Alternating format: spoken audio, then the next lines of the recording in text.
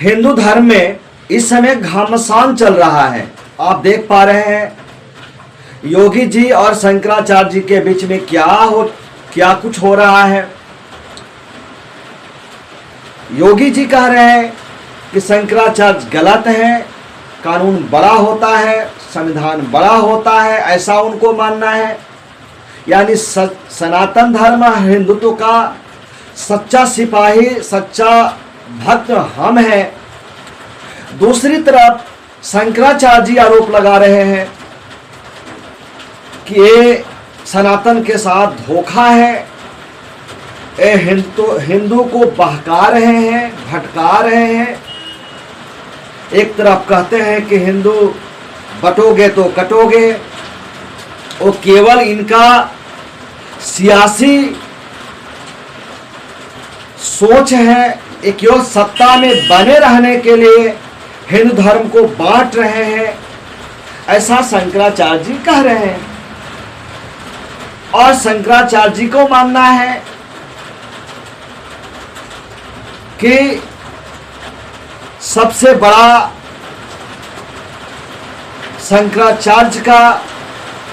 शंकराचार्यों का कद बड़ा है, कानून बड़ा नहीं है। तो यहां तो दो भागों में बटा ही बटा। तीसरा है जो हिंदू धर्म में जो समाज बटा हुआ है, ब्राह्मण, क्षत्रिय, वैश्य और शूद्र, 4 भागों में बटा हुआ है। यहां भी हिंदू बटे हुए हैं।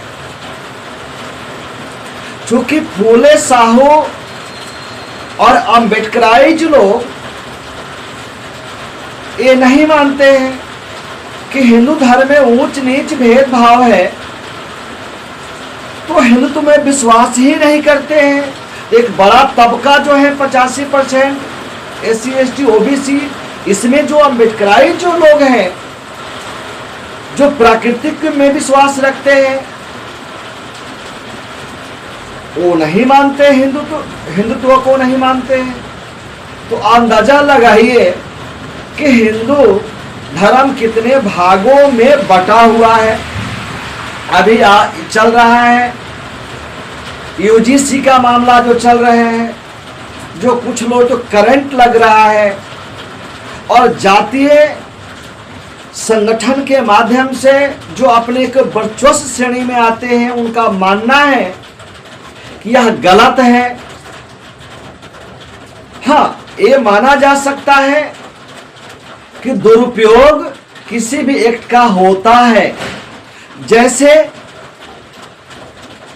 जो महिलाओं और पुरुष यानी लड़का लड़की का मामला जो बना हुआ है, लड़कियों के लिए, महिलाओं के लिए जो एक्ट बना हुआ है, दुरुपयोग वहां भी तो होता है और दुरुपयोग यहां भी होगा। UGC में भी दुरुपयोग कुछ होगा। लेकिन जो लोग इसके खिलाफ जो बगावत कर रहे हैं, इस बात को क्यों नहीं समझ रहे हैं कि हजारों वर्षों से छुआछूत भेदभाव का ये समाज शिकार रहा है। और ये बगावत करने वालों को इसका खिलाफ करना भी नहीं चाहिए। आप करते ही क्यों हैं? एक तो तरफ तो कहते हैं कि हिंदू एक है, हिंदू एक है, हिंदू एक है, और अपने ही धर्म में अपने लोगों को साथ भेदभाव करते हैं।